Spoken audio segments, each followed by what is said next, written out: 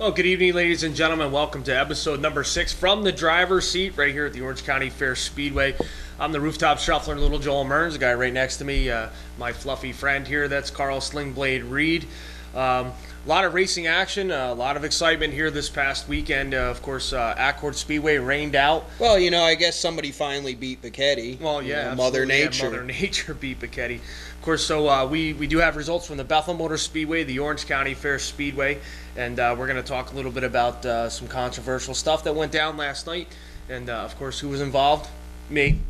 But before we do that, we do want to dedicate this show to Dickie Crumley, a longtime campaigner up at the Bethel Motor Speedway back in the days of Craig Atkins, when it was White Lake Speedway. Dickie, a great member of the racing community. His son Billy was a big-time racer up there at Bethel Speedway as well. And our thoughts and prayers and condolences go out to the Crumley family. I'll tell you, just a great guy. He was the one who gave me the idea of, when I won to, give the trophies out to the little kids, whatever trophy you got there in Victory Lane, you give it to the little kids, in the stands and stuff. And a big shock, to lose a guy like that. So this show here is going to be dedicated to Dickie Crumley. And again, our thoughts and condolences go out to the family. Just a horrible loss. So we're going to go ahead and show some clips from this past weekend, and then we'll be back with some of the highlights and, actually some of the finishes from Bethel and Orange County.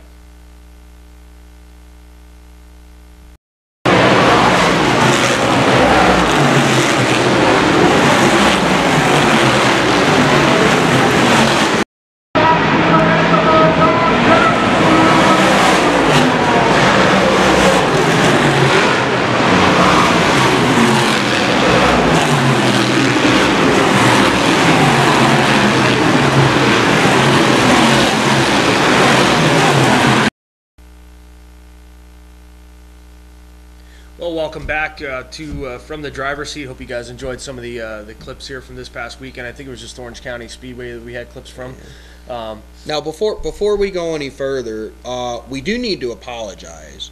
Last week we actually ran into a lot of technical difficulties while we were trying to edit the show. We bought a new camera, a digital camera, so And listen, we're not rocket scientists. we're drivers, and we're not even good at that. Yeah. So we're learning as we go. Yeah. Unfortunately we lost a couple segments of the show. The clips were not that great, but we're working on it. Yeah, absolutely. Also, last week's episode is on YouTube. You can go to From the Driver's Seat and then put a number 1 at the end of that, and that's episode number 5. This episode will also be on YouTube as well.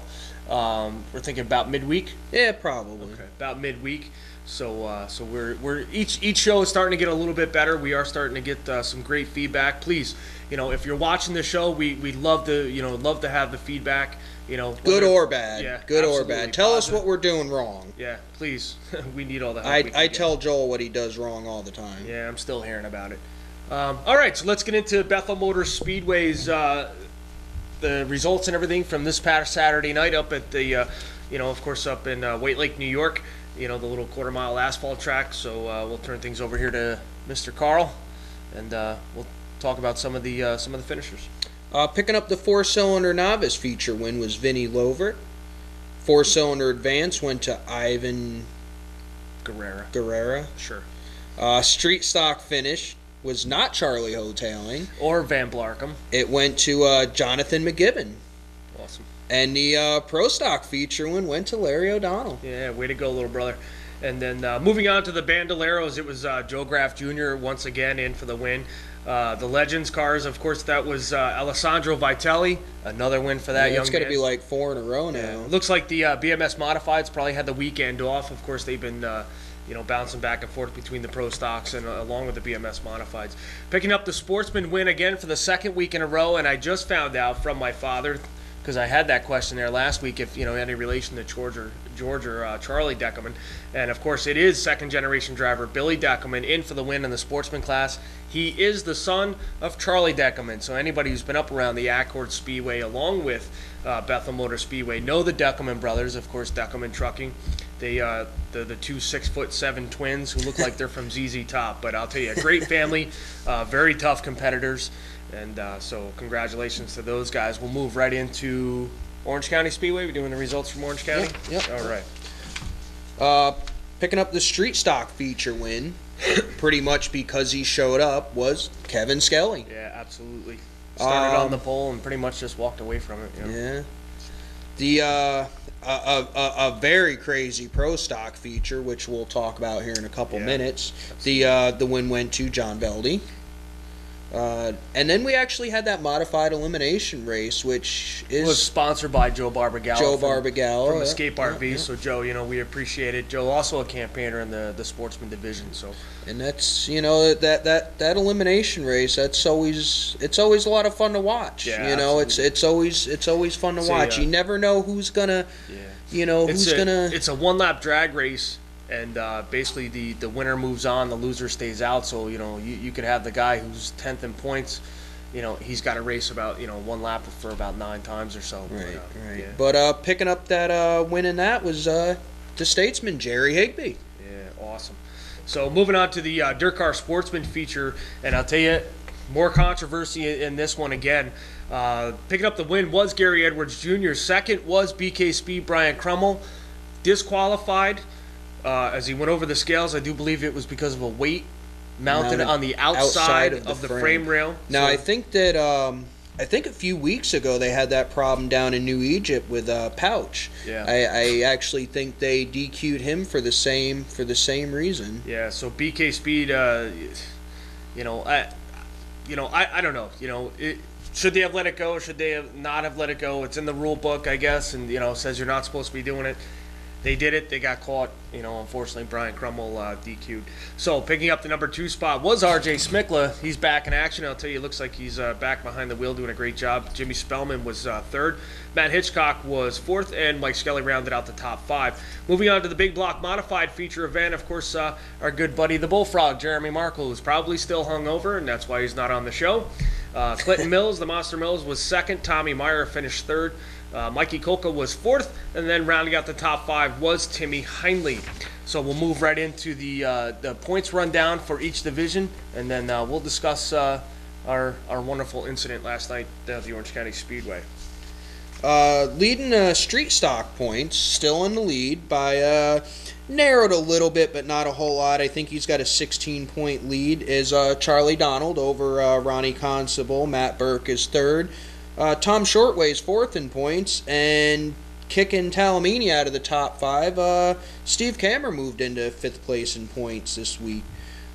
Pro stock points, the point leader once again is Mike Dutka, followed by Ron Nazaro, Troy Arnold, Bobby Shade, and kicking Little Joel out of the top 5, moving into 5th place in points, is John Velde. Yeah, definitely the win helped him out there. Again, for the Dirt Car Sportsman, your top 5, of course, Gary Edwards Jr. leads the way with 732. Jimmy Spellman back there in spot number 2 with 714 points. Anthony Perego sits in 3rd with 708. Frank Venezia is 4th with 650. And, of course, Alfred Hitchcock's sidekick there, Matt Hitchcock, 648 points. Moving into the big block modifieds, top 5 in points. Mikey Storms right now sits 5th with 630. The Waldrick Warrior, Tommy Meyer, winds up 4th right now with 640. Chris Schultz, 3rd. Having a great year this year, Chris Schultz. Yeah. 652 points. Jackie Brown Jr., where did this guy come from? He moves into 2nd in points right now with 654. And then, of course, the statesman Jerry Higby right now with a 30-point lead over Jackie Brown with 684 points. So that's going to do it for the finishes, the top 5s in points. Let's, you know what? Might as well move on to the controversial. Well, I'll tell you what. First, I'd like to say that, I thought last night's modified feature was very good. I guess there's a little disparity in how the track works for the full fender guys and how it works for the open wheel guys. Right. Obviously, a big difference in the cars. I saw a lot of guys running very high. I mean, Andy McKee was going through 1 and 2, and he was, I don't know how he wasn't running through the wall. Let's discuss that. I mean, the Lebanon Valley Speedway rained out, so we had a couple of the big guys come down. Of course, Andy McKee, the Wild Child, was here. Unbeatable up at Accord Speedway. We had the Commander Brett Hearn, all-time feature winner here at Orange County. He was here as well. So it was a really good a good show. As far as the track surface goes, when the pro stocks went out there and when we went out there, the track was very, very greasy. It was a little tough to get some grip out there as well. But we'll move on to the incident. So the pro stock feature obviously was a 15-lap enduro with $40,000 race cars. That's what that was. It was bad. It was rough. I think it was ridiculous. And after lap 3, they should have thrown the checkered flag, and that's it, and disqualified everybody, including myself. Everybody. I mean, it was I don't even know how to say it, but it was ugly out there. It seemed like everybody was just out to wreck everybody out there. It was. I don't think any car that was there, except for the winner, John Beldy, because he was in front of it all, I think every other car was getting beat up out there. We were involved in an incident, I do believe, on lap 2 or lap 3. It was definitely upsetting. It really was. And, anybody who knows me knows that, I have a bit of a temper, and sometimes, I do go above and beyond. You know what I mean? And, what I did, I shouldn't have done. But I did it, and it happened. So let's talk about it. My only thing is I don't think that the punishment fits the crime. We're not going to go any further into that because I still don't know all the details as far as what's going down. I think that that there was more said than was done. So let's talk about this because it's understandable. I have a car, which I haven't raced this year. I've been taking some time off doing this, some other commitments I have. I've been helping you out a lot this year. Yeah. Sean, Zach, we understand how much time, work, effort, money goes into getting one of these cars here to race. And it's understandable that when something like that happens, that emotions are going to run high. So now it's very understandable, but the thing is that sometimes I think, and I've been in that situation where I've gotten taken out and spun around, and I've been mad. I've been very upset. But what I get out of the car, I go sit, relax, catch my breath, let the dust settle. I like to go back and watch the tape. Mm-hmm. Was it a racing thing or was it an intentional thing? Granted, what I did, and I'm not, condoning it whatsoever. It was wrong. I shouldn't have done it. But the heat of the moment, I'm very passionate about racing, and I really, I put my heart and soul and everything into that. And when somebody just drives over top of you because you won't get out of the way, you know what I'm saying? That's not racing. It's not racing at all. If it was a racing accident, that's one thing, but it wasn't racing. So again, made myself look like an idiot. And what else is new? You know what I'm saying? So, just got to apologize, to my family. I had my stepdaughter down in the pits, and that was something that she should not have been around. I can say there were no punches thrown, just a few words back and forth, but when everything was said and done, myself and the other gentleman, we hashed it out, and it is what it is. Well, that's what it should come down to, is that if you just get out of the car, you go sit in the trailer for a few minutes, after everything's calmed down, go get an official. Right, say, you know what, come with me, we need to talk this out. I agree. And then you can talk it out, you come to terms, you both apologize, there's no hard feelings, and it doesn't escalate further. Right. I mean, there's nothing I can say that's going to, justify, the actions that I took after that feature event. But on the other hand, I'm sitting there in turn 3 waiting for the tow truck, and you know, I'm watching two guys beat the crap out of each other when they pull in the pits. There's a fist fight down in the compound. You know, it turned into, you know, hey, this guy and this guy, they're fighting, and then all of a sudden it was, oh my God, little Joel went down and he killed the guy's entire family, and you know what I mean? So it just, I think it got blown out of proportion. But again, you know, we could beat a dead horse with that. You know what? All weekend long. Unfortunately, not good for you. Yeah. But it did give the fans something to watch, Yeah. and it gave us something to talk about today. Yeah, so, absolutely. You know, so and that's, you know, that's what we wanted to do on this show is, you know, even though if it concerns me or concerns Kenny, you know, listen, it's controversial. I'm an idiot. I admit it. You know what I mean? And you know, things like that happens. It's all part of racing. You know, nobody got hurt. You know, some words were said, and I think that you know, it may have just been, you know, blown out of proportion by you know, some of the officials. Well, you know, I got hurt because I had to run through the pits to try to keep you from making a fool out of yourself, and I'm a fat guy and I smoke, so I was on the verge of having a heart attack. So anyway, we could talk about this topic for 4 hours, and we only have an hour. So again, you know, apologize to my crew. You know, to my family, you know, once again, you know, I just kind of embarrassed myself and embarrassed the family and all that other stuff. And you know what, maybe some time off, you know, might do us some good. All right, so that's going to take care of the results and everything from this past weekend. And all the controversy. Yeah, and all the controversy and stuff. So we're going to... wonderful editing skills again. We'll be back with Tyler McKee. Of course, we were supposed to have the Bullfrog Jeremy Markle. Of course, he's still probably hung over from last night after winning the Big Block Modified Feature event. And Billy Van Nitwigen, I like to say that name. It's Billy Van Nitwigen. He was supposed to be on, but he had a hair salon appointment, so he had to get his nails done as well. So, you know, he couldn't be here. But so we do have second generation driver Tyler McKee. We'll bring him on and have a few words with him.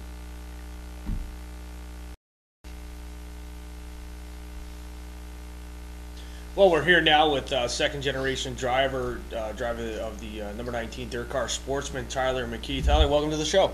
It's great to be here. So let me ask you a few questions. First of all, how tough is it knowing that you know, all the things that your father has accomplished here at the Speedway? How tough is that to kind of and I don't really want to say be in his shadow, but yeah, pretty much being in his shadow. It was tough at first, but now we're just trying to do our own thing and got a lot of good help this year. So now, how much of the actual, as far as, you know, maintenance on the car and stuff, does your dad help you out with, even like setup and things like that? Not much this year. We got real good help with my best friend from high school, Corey Herbert, and his father, Jim Herbert, and car owner Phil Paracelli. So we got everything going pretty smooth right now. Now, a couple of weeks ago, you were involved in that incident down in Turn 1 with R.J. Smikla and all that stuff. From your perspective, what happened down there? It happened when something like that happens. It happens so fast. You know, I think it was more or less just a racing deal. Right. It was a very, very scary moment. Obviously, we had discussed it a couple of weeks ago. Yeah. R.J. Smikla upside down. He was out of competition. You know, we discussed earlier, you know, had a good night, you know, the other night with RJ. Now, this is your third season in the Dirt Car Sportsman. Any thoughts about possibly moving up to the Big Block Modifieds, or you still just trying to get your feet wet, still trying to figure out how this thing works? We've talked about, you know, maybe moving up within the next year or two, but right now we're just focusing on, you know, the handling of the car and just, you know, getting comfortable. Right. Now, when you know, in years past, obviously your father's, you know, 5-time modified track champion. He's won the Eastern States 200. Yeah. In years past, how often did you come down to the Speedway and work on the car with him and everything? Every week. Yeah, every week. So, you know, again, you know, with just 3 seasons underneath your belt, what would you say that now is the highlight of your career? That's tough. Probably my heat win. You know, I mean, that really felt good. Right. That was 2 weeks ago. First time I won my heat. Right. So I mean, you're in a division right now where, you know, they're averaging between 40 and 50 cars a week sometimes, no matter where you go.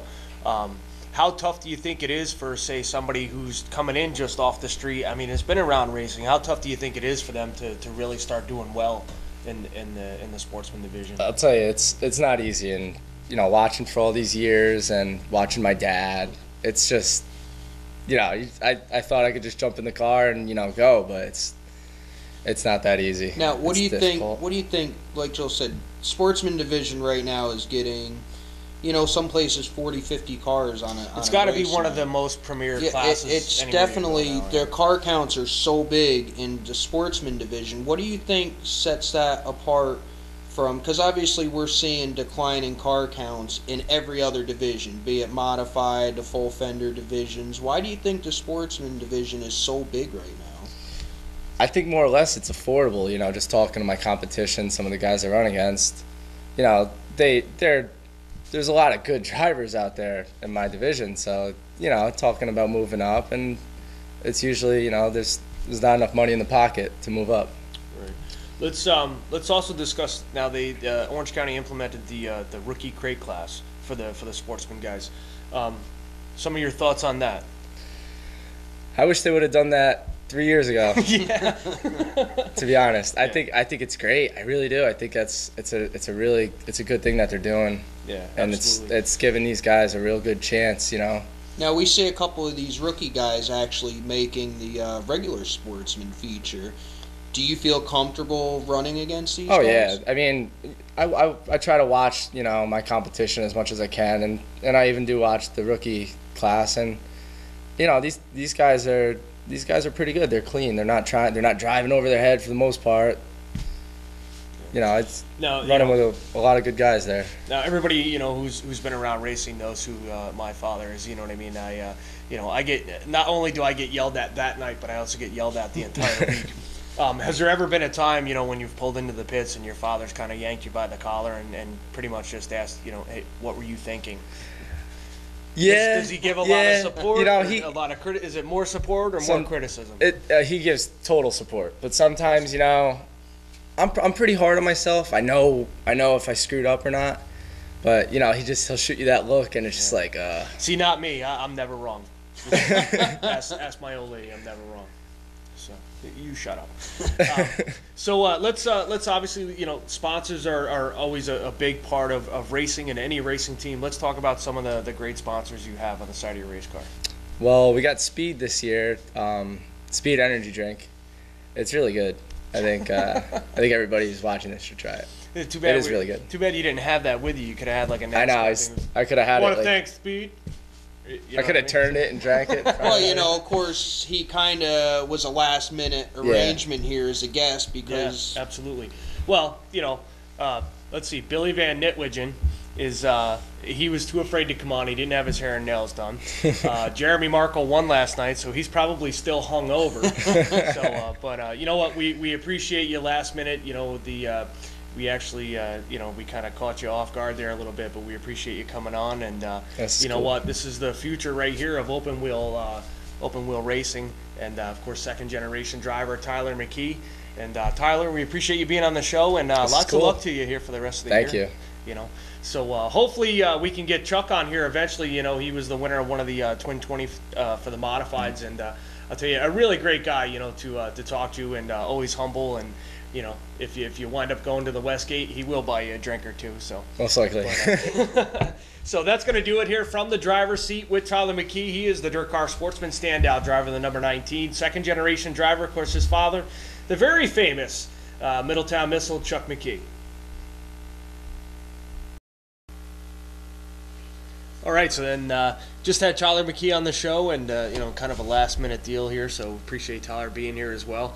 Bethel Motor Speedway, Accord Speedway, of course, this Friday night. Excuse me, you're going to have Pro Stocks, Street Stocks, Spec Sportsman, along with their modified division, and I'm sure that's either the Lightning Sprints or the Four Cylinders will be back. I'm not sure which. Bethel Motor Speedway, what do they got going on there? I believe it's Bandoleros Legends, Four Cylinders, Street Stocks, Pro Stocks, Sportsman, and I think that's about it. What do we got going on down in Orange County? Oh, we have all steel and aluminum, Hutchings Insurance, Hig Fab night. Say that 3 times fast. Yeah.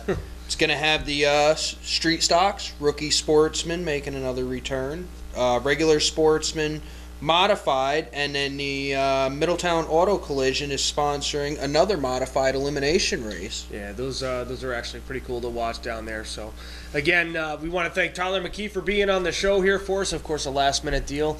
We have not set anybody yet for next week's show as far as a guest. Maybe Mikey Kolka. I don't know, maybe somebody else. You know, we're working on a few things. But we appreciate you again watching from the driver's seat. Again, our thoughts and condolences go out to the Crumley family, a big loss there in the racing community. Dickie Crumley again passed away, just last week or so. So I'm the Rooftop Shuffler, Little Joel Mearns. This is Carl Slingblade Reed, and if you're going to fight, don't do it at the track.